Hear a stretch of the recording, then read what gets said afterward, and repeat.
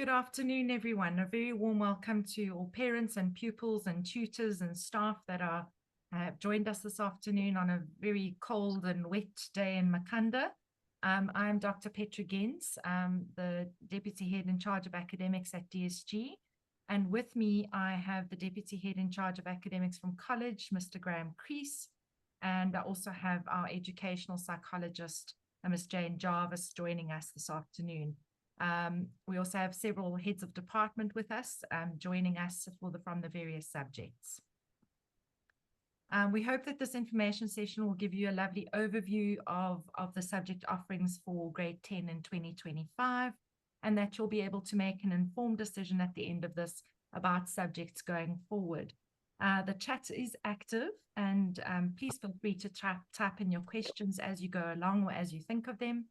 And following the presentation this afternoon, we will try and answer all those questions to the best of our ability.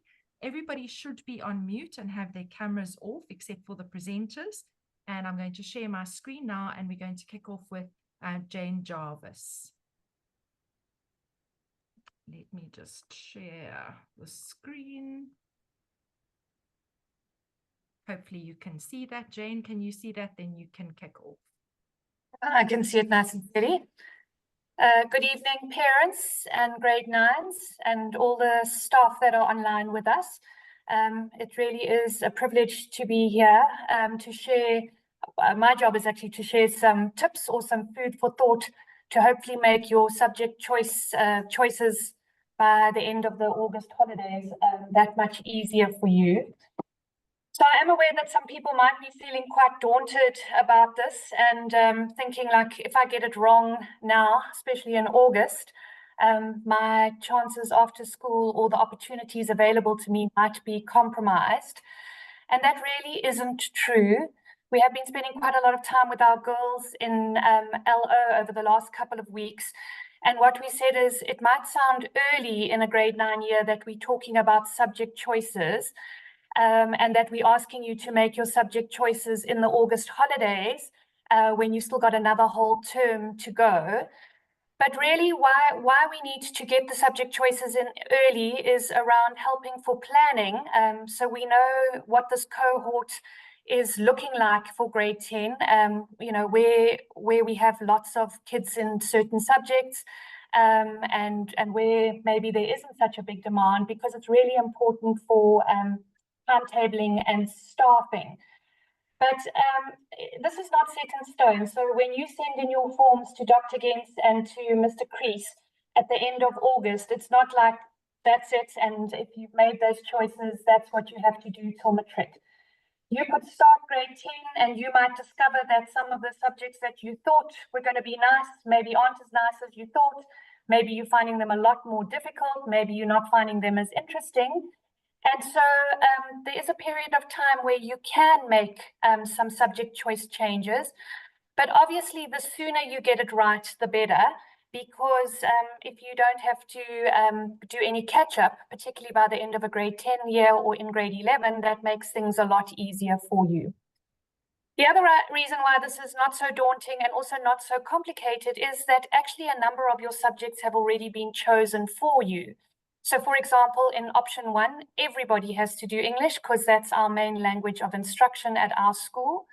Also in option 7, everybody does LO because that's a compulsory subject.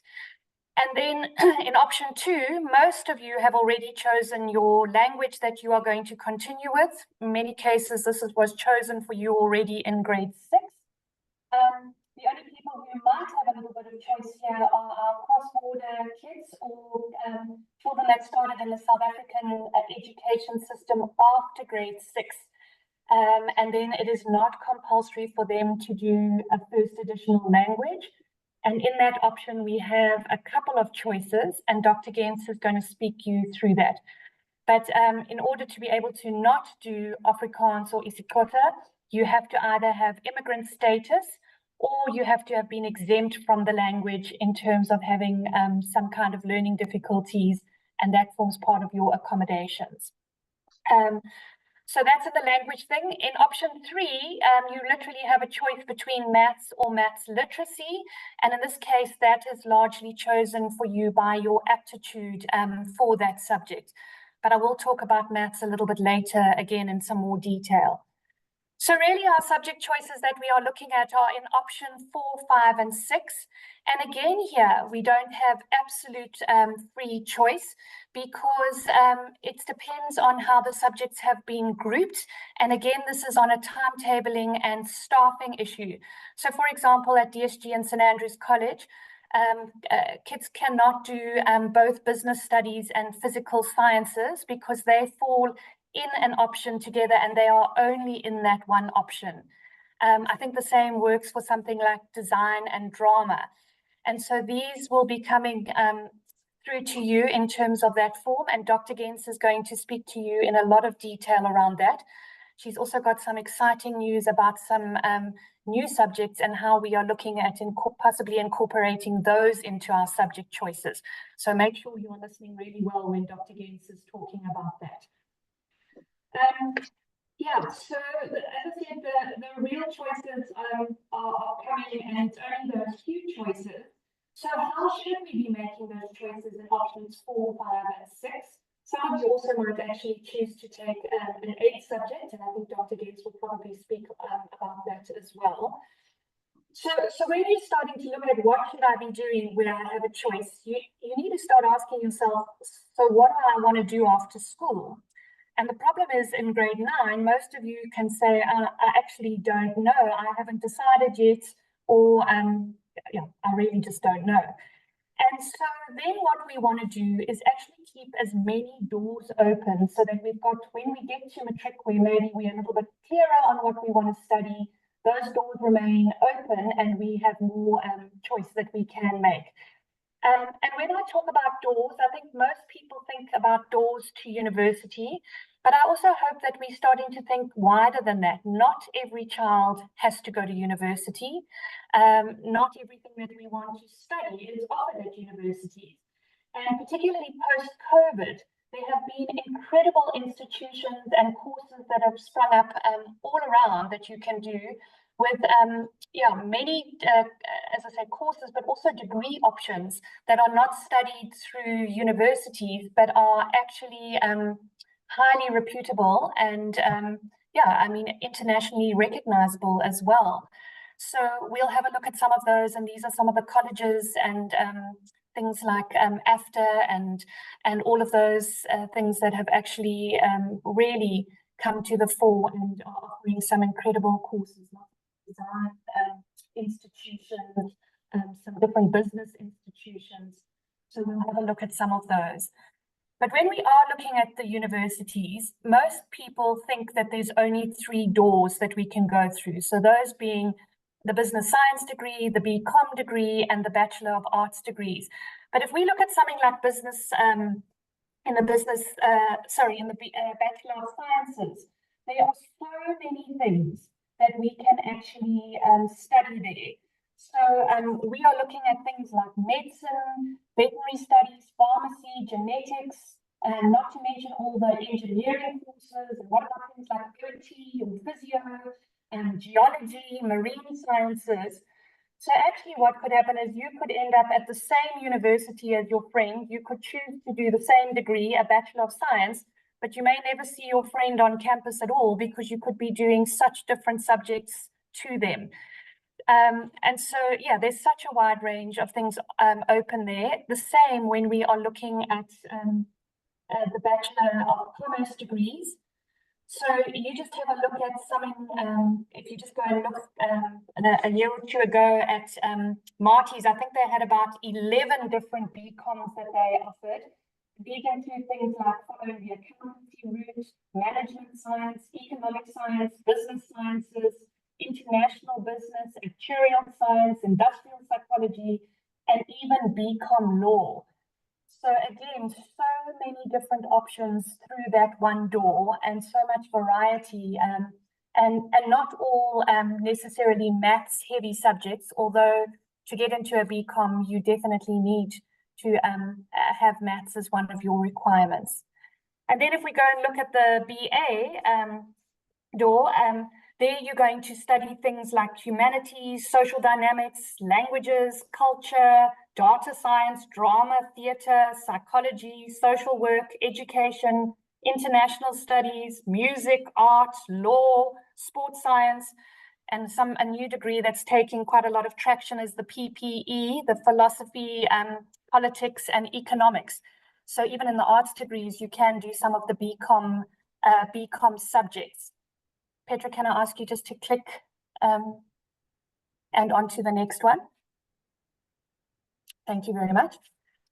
Yeah, so as I said to you, you can go off with your friend off to your university and you could choose the same degree, but find yourself picking up subjects of your interest and never seeing each other. But I did want to say, please, when we are doing subject choices and later on choosing career options, you cannot choose these because your friends are going to be in your classes.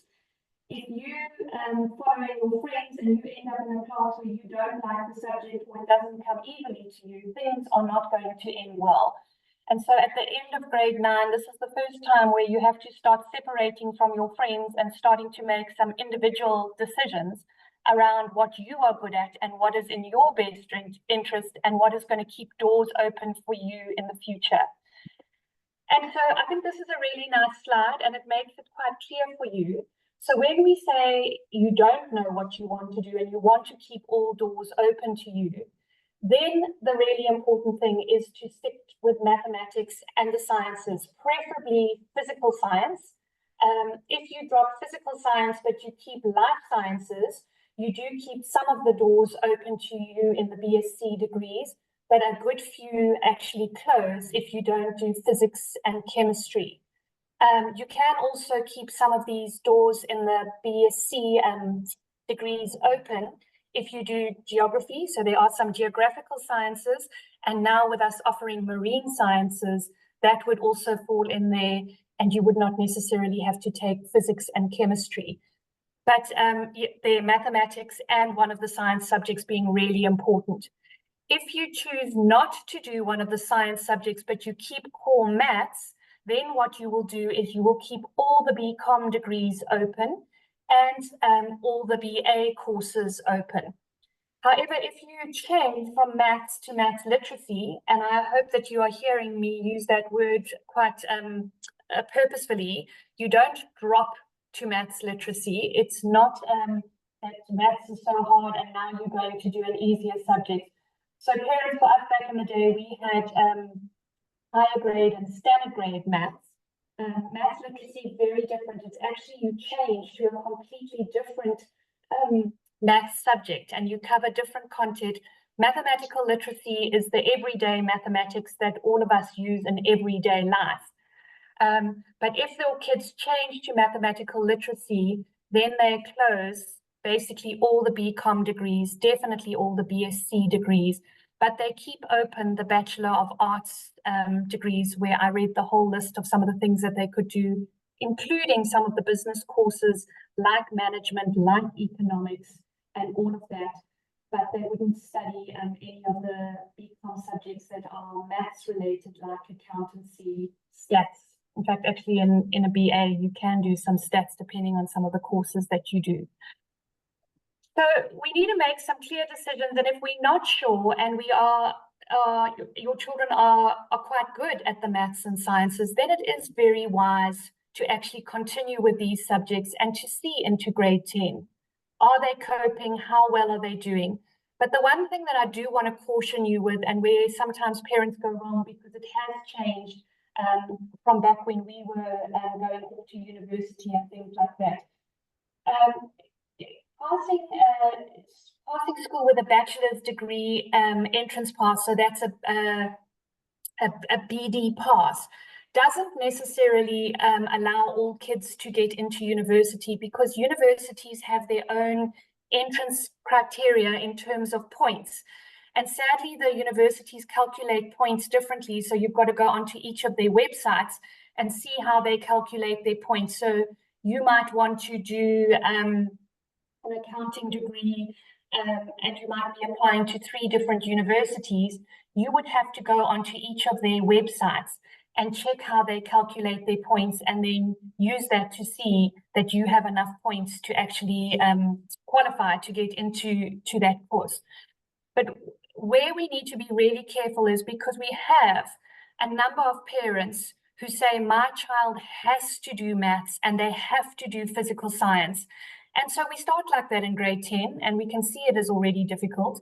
By grade 11, it's getting even more difficult, and the marks are dropping into the 50s and occasional 40s, and teachers are starting to raise concern, and people are starting to talk about possibilities of changing subjects.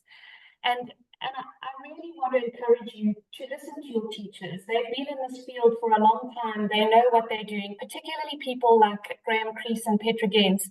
When they are giving you phone calls and telling you that they are concerned, you need to listen to them, because we have in the past had parents where children have wanted to change subjects, and parents have said, no, you will continue with maths and science because it opens doors for you.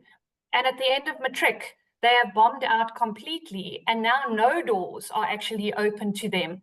We've had some kids who've had to try and rewrite. Sometimes they're lucky they rewrite their subjects once. We've had a girl who's actually written up to 3 times trying to get into a university degree.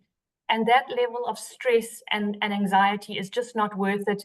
But it is also telling you that that is not the course you should be studying at university. If you cannot do well at mathematics and science in a matric level, you are really going to struggle and probably bomb out at a university level.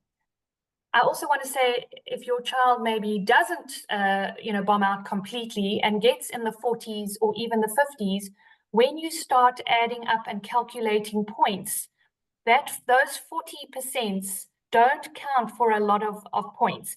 And also you don't double. If you do maths, you get double points compared to mathematical literacy. So each degree will tell you if they have set subjects that you have to take, and then they will tell you how you calculate those points. But it's not, if I do mathematics, and even if I want to do a BA one day, my maths at 40% is going to count more than my maths literacy at 60 or 70%. If maths literacy is one of the subjects that you are allowed to choose to get into your degree, it will count equal number of points as the rest of your subjects. If this sounds confusing and you are not sure, and maybe your son or your daughter keep telling you that they don't really like the subject, but you are keen for them to persevere, these are topics that we are very happy to discuss in more depth with you. You can contact either Graham Crease or Dr. Gens, or otherwise I am very happy to speak to you around this. But so getting into university, we want to keep the doors open. The way we keep the doors open is to choose subjects that your children like, and also to choose subjects that they are good at, because then they will get better marks. And if you get better marks, that's going to get you the points, and the points are going to get you into university. And sadly, in this day and age, it is very competitive to get into the university. So we want to set our kids up with the best chances by choosing those subjects that they can get the best marks for. And that will then open the doors, and hopefully to what they want to do. So I just wanted to also just let you know, so we've been having a lot of discussions around all of this. So at DSG, we've been doing quite a lot of work in the LO classes, and we've introduced the girls onto the Yenza program. At college, the boys have done it differently. So in grade 8, they do quite in-depth aptitude testing, and then in grade 9, they have Bryce Decker that comes through, and he has done testing with all the boys in grade 9, and they have been able to have individual feedback. And he has also put together a summary report.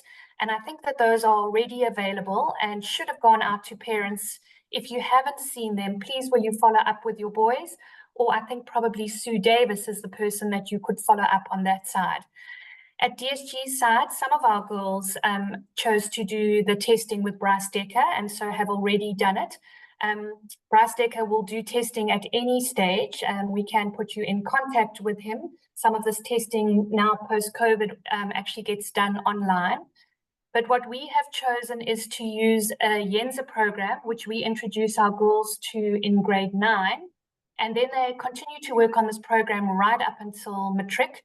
They will use it a lot in LO in grade 11, but it's going to become like gold to them in matric because it actually is linked to all the universities. So if they have decided, I want to do a BSc Marine Sciences, they can click on that under the careers, and then it will take them to the different universities in South Africa where you can study it. And then if you click on that, that actually takes you to the application forms and things like that as well. The other thing that it's got that is really useful is a button where you can click and they research all the bursaries that are available to children for tertiary education. And so if financial assistance is needed, you can find it there and then on Yenza. But what we have been doing at the moment is some quite in-depth testing. It's actually been quite exciting because we've gone for their full package. And we've just finished with all the grade 9 girls, and we are asking them now to start emailing the reports through to the parents. So the DSG parents should start to see those. And yeah, they are long and quite involved reports. But what I need you to understand is that they are not reports that will say, you need to definitely be a marine biologist one day, or an accountant, or a veterinary, or a vet, or something like that. What they actually identify, so the number of tests that they do, one of the things that they looked at is, what is your worker type? So, you know, what motivates you, what interests you, and there's actually 6 different worker types, and according to the 2 strongest ones, it will make recommendations. So, for example, myself, when I did it, I ended up with 2 of my top worker types were being a helper and an influencer. But in terms of careers that I could look at, there were 46 careers in terms of my helper, which was the strongest one, and 75 in terms of the influencer. So I've got more than 100 careers that I can then go and have a look at. So it's not going to say specifically you must do this career, and then we go and look at that career. So now specifically you better go and do these subjects. It's going to give your daughter a whole lot of information. So first of all, about her worker type. Second of all, about her entrepreneurial intent, which is important in this day and age. Then they also looked at personality traits. There was a fantastic section on learning styles, which girls can use right now. So it tells them where their strengths lie in terms of learning styles, and makes a whole lot of suggestions as to how they can change their learning to suit their learning styles.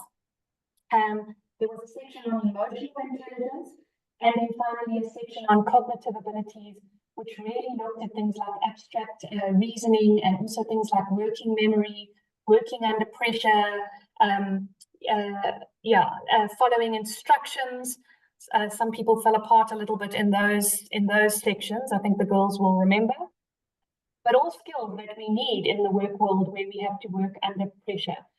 The other wonderful thing is that Yenza, when you're looking at the careers and things like that, it is telling you whether they are future-proof. So will these careers still be around in a couple of times? It's looking at how much potentially you can earn. And the other thing that's really important, and we're encouraging the girls to look at, is how stressful is the job? Because if you don't like working in a high-stress environment, then potentially you shouldn't be looking at that kind of career. So between the Bryce Decker testing across at college, some of our girls doing that as well, and Yenza, and some of the work that is being done in LO, we really are trying to give your girls and your boys as much information as possible, so that by the time they come home and you are having discussions about subject choices, they really are well informed. And if that's not enough, they need to get to teachers. So for example, if they want to do something like IT or business studies or something, we recommend that they get to teachers and ask them what will be covered in these subjects going forward, to go to the older grades in their houses and to ask if they can page through their books, really to do their research and have a look. That looks quite nice. Oh no, that looks really boring. I thought it was going to be more interesting. So the more time and effort they put into investigating what these subjects actually are and what content is covered, the better their subject choices are going to be. And the other thing that's going to, it might have already been emailed, Dr. Gens will confirm that, is a subject choice booklet, which has been put together by all the HODs of all the different subjects, giving you further background. So really, we go out of our way to try and give you as much information. And if you still have questions, please don't hesitate to ask. Ask your teachers, ask your tutors, and if they don't know, they will point you in the right direction as to which of us you can come and ask for further help. So I hope this has been informative, and I wish you well. It's such an exciting time as you start thinking about what is the next step in my future and what could my future potentially look like. So I hope it is exciting, and I hope you and your parents have some really wonderful discussions when you spend time together looking at this. Thank you very much. Thank you, Jane. I understand that 100 participants is the cap for the Zoom. It wasn't intended that way at all. So this recording will be made available, and we may even record another session, or if we find that parents really need another session, we'll make a plan. So we apologize for that. That is a glitch on our side. The sound is also not as fantastic as we wanted it to be. But let's move on for those that are online. There are a lot of options to choose from. I see my video has stopped for a moment too. So there are a lot of options, but hopefully after this session, it will make it a bit easier for you to make a decision. So I'm going to leave the slide up for a little bit and then unpack it one by one for you. As Jane mentioned, you're going to have to make a choice from each of the options. And the first option is English in option 1, which we're an English medium school, so you don't get a choice about that one. And then in option 2, you probably are already doing your FAL, your first additional language in grade 8 and 9. You're either doing Afrikaans first additional language or isiXhosa first additional language. In grade 10, depending on uptake, we will and availability, we will see if we can offer Afrikaans Huistaal. Then the pupils with immigrant status have already been identified as they came into DSG and St. Andrews, whether or not they qualify for immigrant status according to our South African government.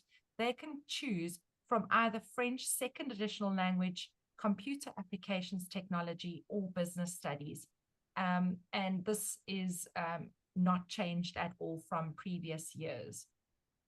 In option 3, as Jane says, you will make a choice between mathematics and mathematical literacy. And in option 4, we have the following subjects. I'll just list them now and then we'll unpack them one by one. Design, drama, geography, IT or information technology, life sciences, which is biology for those of you who don't know, or music. So quite a lot of choice in option 4. Option 5, we have geography, history, physical sciences, or business studies. Option 6, we've got accounting, history, life sciences, or visual arts. And then another compulsory subject according to our government and the IEB is life orientation in option 7. I will talk more about this in due course, but we are looking at offering computer applications technology aside from or possibly in place of option 2 as an option. So we are going to possibly place it into option 4, 5, or 6. Another exciting new subject that we can offer based on our surveys that we have already run is tourism, which we will also place in either option 4, 5, or 6. And we already offer marine sciences as an 8th subject, and depending again on uptake and what the interest is, we will also possibly offer that in option 4, 5, or 6. So these are all maybes, and I'll unpack why it stays a maybe for now. So here we've got option 1, you will definitely choose English. Option 2, if you're a South African non-immigrant status pupil, you have to choose from Afrikaans or isiXhosa, and subject to uptake, we will offer Afrikaans Huistaal. So if there are about 10 of you wanting to do Huistaal, we will offer it. We have the capacity for that. In option 2, if you've got immigrant status, as I said, it's French or business studies or CAT. Now, business studies also occurs in an option, but if you have an immigrant status, you have a choice of possibly taking it in option 2, allowing you to take something else in option 5. Mathematics or Maths Lit for option 3, and option 7, life orientation. As I mentioned, CAT in option 2 may be offered in an option allowing people without immigrant status to also participate. In option 4, we've got design, drama, geography, information, technology, life sciences, and music. You'll notice that geography and life sciences are a different color, and that is because they are also offered in other options. So if you really, really want to do geography, but you also really want to do life sciences, you will have to look in your other options and say, okay, I'll have to take life sciences in this option so that I can take geography in this one. Or maybe you want to take geography in this one, take life sciences there, and choose something else for option 6. So you can play around with some of the duplicates, and the duplicate subjects are, at the moment, geography, history, and life sciences. So you can choose those as your first choice, but you can decide in which option you want to take them. Marine sciences, CAT, and tourism will be in an option 4, 5, or 6, depending on the survey results, and we'll talk about that now. Geography in option 5, I just want to make a note about that. That's been a very low uptake subject at the moment in that option. And if we were to put in another options, let's say for argument's sake, CAT or tourism into that option, then possibly we may not offer geography because it may dilute that offering. And so this is a numbers game whenever we want to make a change to our subject offerings. And you are our beautiful guinea pigs. So you will dictate into which options these go. So how will this work? Following this recording session going out, along with all the other information that we can find that is useful to you, we will send out a Google form and survey these 3 new proposed subject offerings. And based on that, we will make a decision on where we will place those options. If you recall, we did send out a survey for interest in the subjects. Now we are trying to gauge into which options they will go. And that'll depend on what your other subjects are too. So you need to have a little think if you are interested in any of those subjects. Then, following the final decision of the new subjects, we will send out the final subject choice form. It will go out electronically. You just click on a link and you select your subjects, option 1, 2, 3, 4, 5, and 6, and 7. That will have to be completed by Monday, the 2nd of September, and then we collate the final results and get our staffing ready for 2025. So it's quite a laborious process. So please do look out for that Google form that will help us make a decision about where to place these subjects. There may be some of you that are very, very keen to do additional subjects. We often have very enthusiastic pupils who say, I want to do AP, that's what they call it. I want to do AP Maths. Advanced program or an AP subjects are now called further studies. They are administered by the IEB as a separate certification in matric.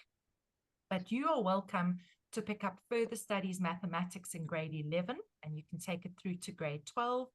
If you are interested in extending yourself mathematically leading to that, you can gauge your interest, you can express your interest to us about that, and then we will place you in the extension class in grade 10, and that will prepare you with a little bit of additional mathematics, setting you up for further studies.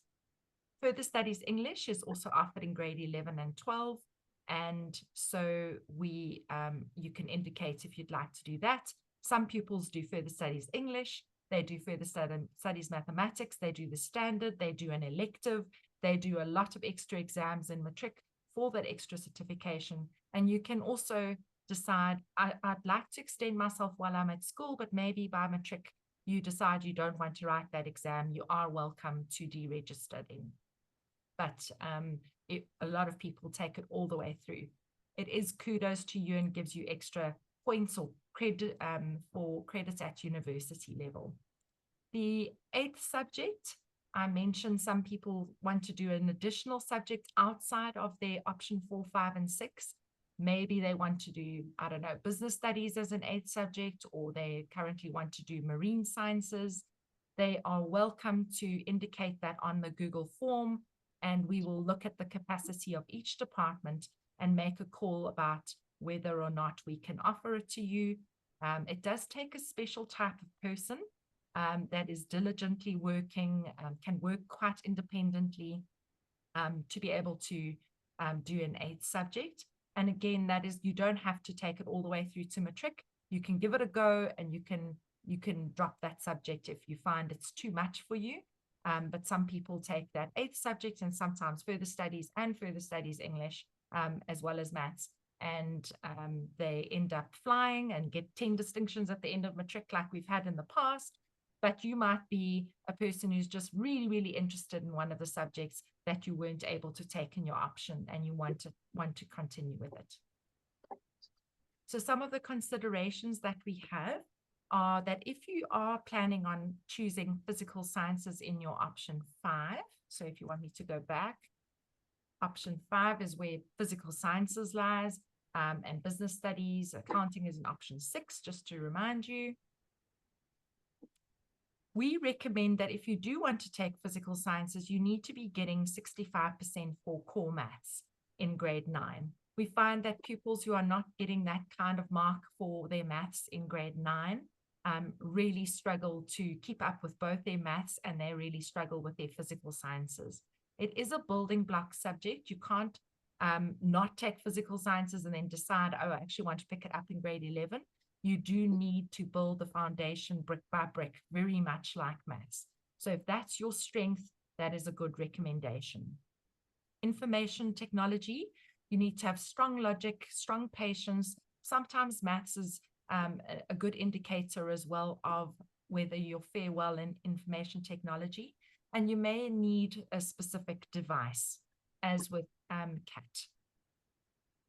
If you consider mathematical literacy, it's an excellent practical subject to consider taking through. It's probably got more life skills in it than core maths, because nobody really needs those trigonometry rules later in life, but the thought processes are always very good for people.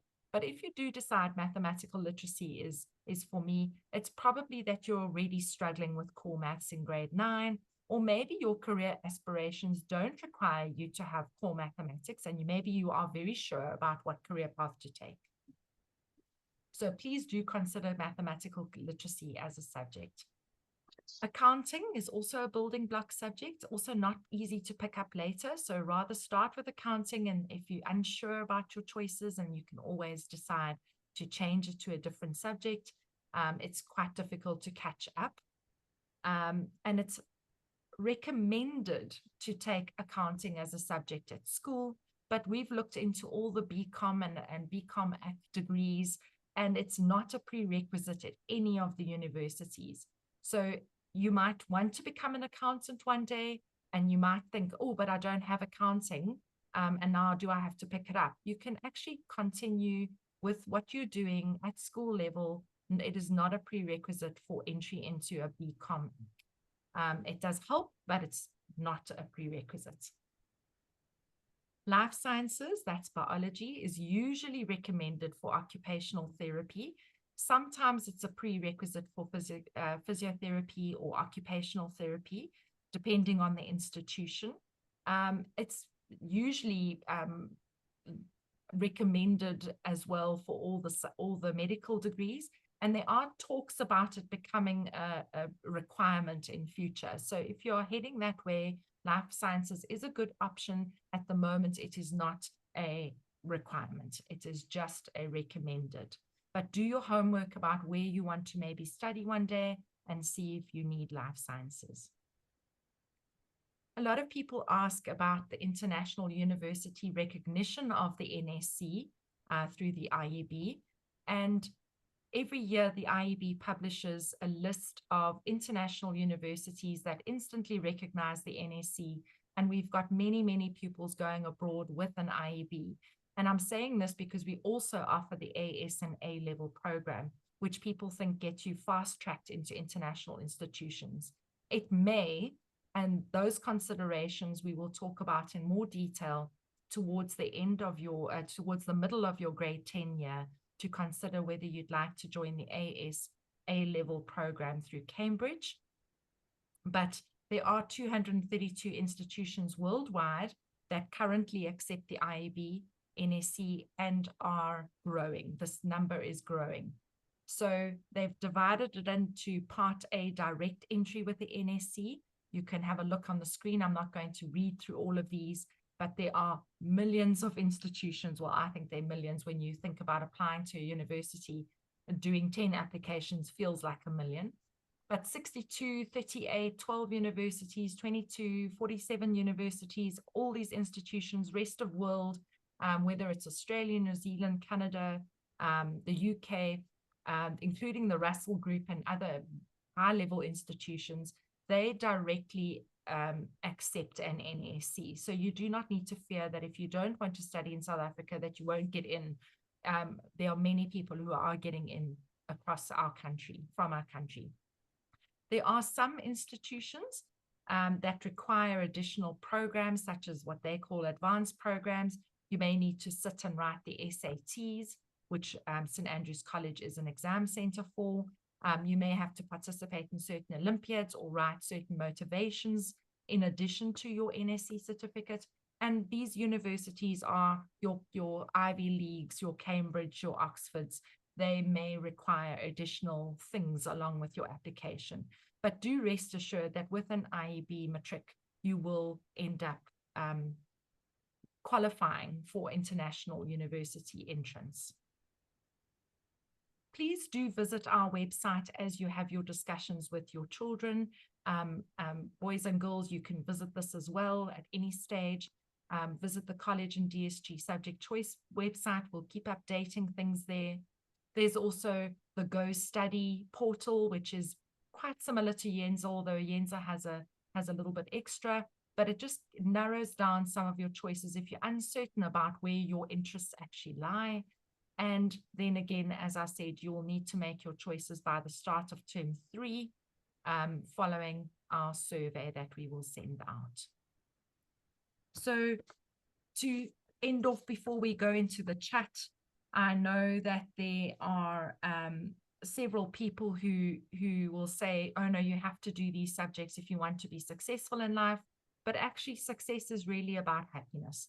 So if you pick something that you really, really love doing, whether it is a little bit of each of the disciplines, maybe you want to do one science, one commerce subject, and one humanities subject, you will enjoy the freedom that that creativity, that science, or that business class gives you, and you'll be a success in life. And school subjects are not designed to be a hindrance to your further success. And the universities understand that you are very young when you make your choices. The real big ones are maths and science considerations, but outside of that, really, they just enhance your experience later in life. So please do pick something that makes you happy, that gives you joy. Otherwise, you are going to be stuck and feel very lonely and get very depressed and unconfident and not want to go to class. And we don't want to see pupils like that. We want to see our pupils flourish. So I'm going to open up the chat now, and I'm going to stop sharing my screen. There we go. And we will do our best to answer all your questions. And if need be, we can stay on and talk to people. Oh, sorry. Thank you, Graham. Further Studies Physics is the other further studies program available for next year. It's very exciting. It was introduced last year, and I completely forgot to update my slide. So thank you for that, Graham. But let's take some questions. A very good question here is, are these subject choices also available for A levels? I'll talk to it, but I know Graham is also an expert in this, and if Luella's online, she can maybe help as well. But our IEB subject offerings for grade 10 do mirror what will go into the A level and AS level program. The only real clinchers again are the physical sciences, if you intend to do physics or chemistry, and mathematics. The other subjects I would say if you have an interest in them, you'll probably choose them anyway, and they do mirror the same profiling in A levels. However, they are subject to numbers, and each one individually is decided upon on a case-by-case basis upon application for entry into the AS program. Graham, do you have anything to add there? The only thing I would add there, Petra, is that when we send out the recording of this presentation, we'll send out the recording of the A levels presentation as well, so that parents can see that too. That's a fantastic idea. Okay. Graham, do you want to just help me with the chat here? I'm battling a little bit. Sure. I have answered a few questions on the chat already. So can we confirm that the proposed CAT choice is applicable to all students and not just immigrant designated? We cannot confirm that yet. That will depend on the answers of what we get out of the survey that will be sent out tomorrow. And we will move it to another option only if there's sufficient interest and we can staff it. But the final decision on that will be made in the next month. And then there's a question about how many further studies options can students take. The answer is they can take as many further studies options as they like, provided they have the capacity and the ability to take them. Wonderful. I just want to go back. I think that lady was also asking, would some of the students be able to choose CAT instead of isiXhosa? But the answer is no there. So unless they've got immigrant status, they have to take a language. They would only be able to take CAT if it came into one of the other options, but it would never be able to be substituted for a language. And if they've started school, only if they've started school after grade 6 in South Africa. Correct, yeah. Yeah, the immigrant status, I know that it can cause a bit of confusion. It is a South African requirement by law. So when you fight with us or the IEB, we have no power over that. It really is decided upon. And everybody who has come to our school or as they enter our school, we do an application for you. And once you've got that immigrant status, your choices do open up a little bit more. But it's not to say that if you don't have immigrant status, you won't be able to do certain subjects. You will, but you have to also do a language. Okay, we have a question about the grade 9 subject choices, the electives that they're currently doing. Can we change a grade 9 subject choice elective now if we wanted to get a better sense of the subject that might be on the radar for next year?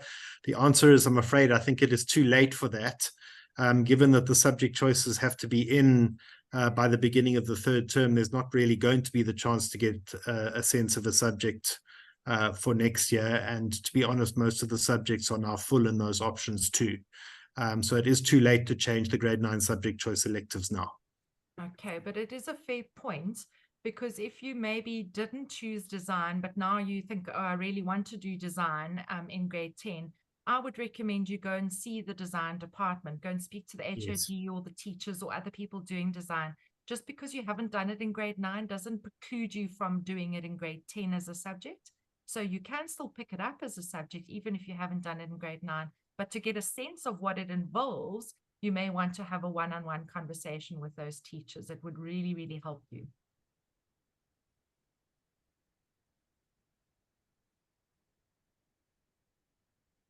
Are there any other questions? Well, there is there at the moment. I think maybe supper is calling. Maybe that's why the choice, why the chat has gone quiet. Once again, thank you very, very much, everybody, for joining us. I know that it had its technical glitches at times, but we will be sending out all of this information along with all the others. But do look out for the Google form. I think that's very exciting that you guys get to pick where things should go based on your careers in the future. That is who we're catering for. We're not catering for people of the past. We're catering for people of the future. So I hope this has been helpful. If there's anybody who would like to just remain on, people can start leaving if you're happy. If you want to remain on, we will allow you to unmute your microphones and just chat one-on-one for a couple of minutes if you've got something pressing or very personal that you'd like to just raise with the smaller audience. Thank you very much for your attention, everybody, and good luck. And Graham and I are here to see any parents that would like to get some additional information, and also to the pupils. All right. Thank you very much.